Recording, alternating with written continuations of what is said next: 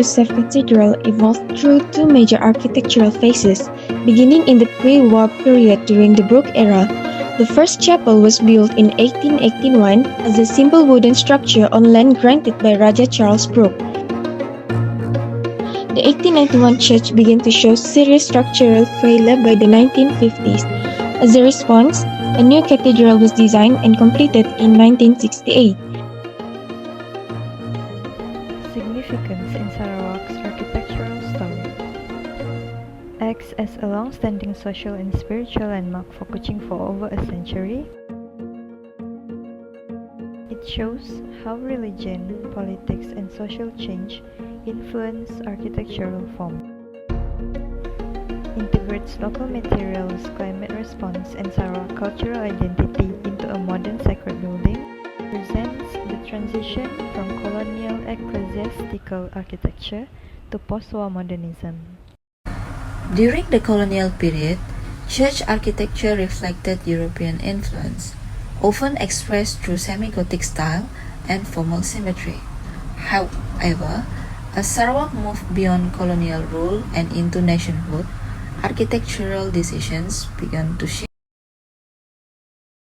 As worship practice evolved, the cathedral spaces were reimagined to support participation rather than hierarchy. This led to the introduction of an open-plan sanctuary, allowing closer engagement between clergy and congregation. Rather than simply importing Western modernism, the cathedral integrates local solutions. Features such as bullion shingles, high roof, and ventilation grills respond directly to the tropical climate.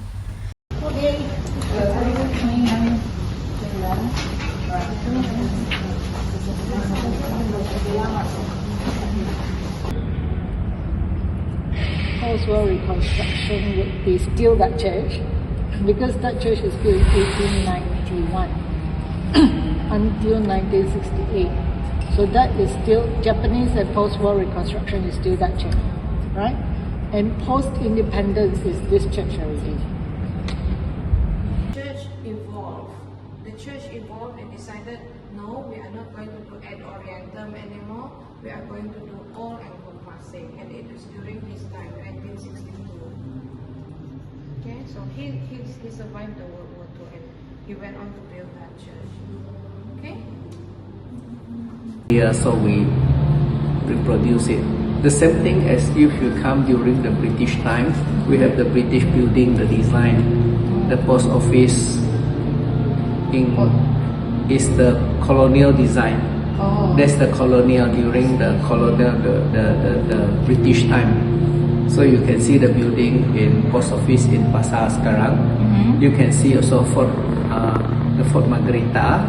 So this is the colonial period. So during certain period, there's a certain type of design. So the church also have a different design, modern design, traditional design. So this one was a modern design. It's about the comparison between pre-war and post-war. The cathedral is renovated at 1891.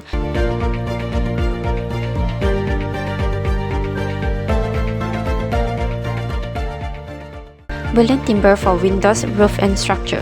Brick walls about 20 inches. These are the photos of Burfa window.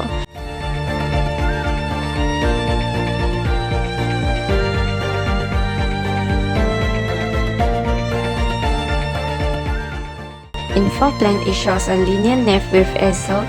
The clear separation between clergy and congregation is shown. The cathedral symbolizes the authority, universality, and legitimacy of Roman Catholic Church. So now we move on to post-war context, which is a 1968 cathedral. The church is modern and contemporary form. This is the bullion shingles reused for roofing. And this is the reinforced concrete steel space frame. And this is the concrete staircase. So this is the 16 stained glass surrounding the church windows, telling a story of Jesus' crucifixion. So the first one is Last Supper. Move on to Jesus is condemned to death. Jesus carried his cross. and Jesus falls for the first time. Jesus meets his mother. Simon helps Jesus carry his cross. Veronica wipes the face of Jesus, and Jesus falls the second time. Jesus meets the woman of Jerusalem. Jesus falls the third time. Jesus is stripped of his garment. And lastly, Jesus is nailed to the cross. So this is the original layout at 1968.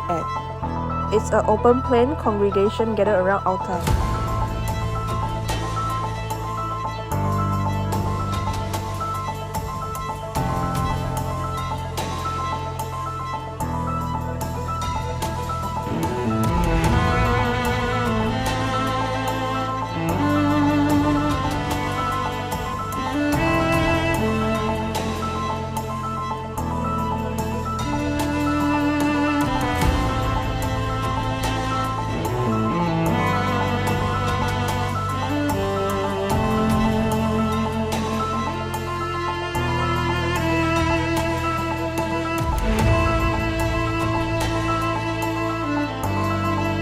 For the old one, the plan is the linear layout, has a long central aisle leading to a distant altar, and it emphasizes hierarchy between clergy and congregation.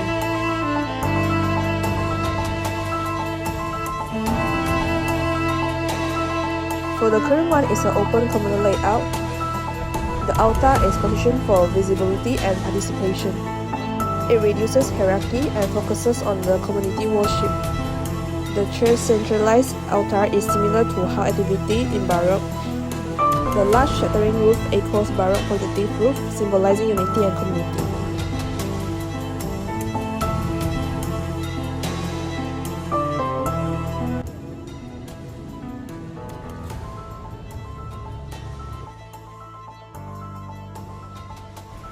During the Brooke rule, architecture was shaped by few factors, including European missionaries, colonial aesthetics, and semi-Gothic church form. While during from post-World War II and independence, it emphasizes on unity, resilience, and modern identity, and the Vatican II reforms influenced inclusive spatial planning. Next, social and cultural behavior. Growing Catholic population demanded larger and more flexible worship spaces. Vatican II encouraged active participation. Later renovations added day chapel, baptismal pool, and the sacrament chapel.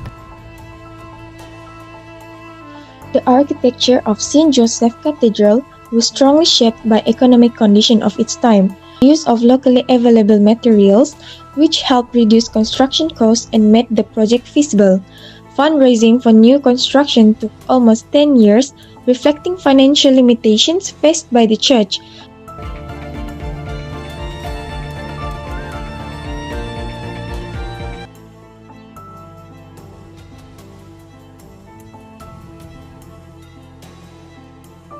Space frame structure solve large span issues economically. Local steel fabricator adapted misfitting imported frames.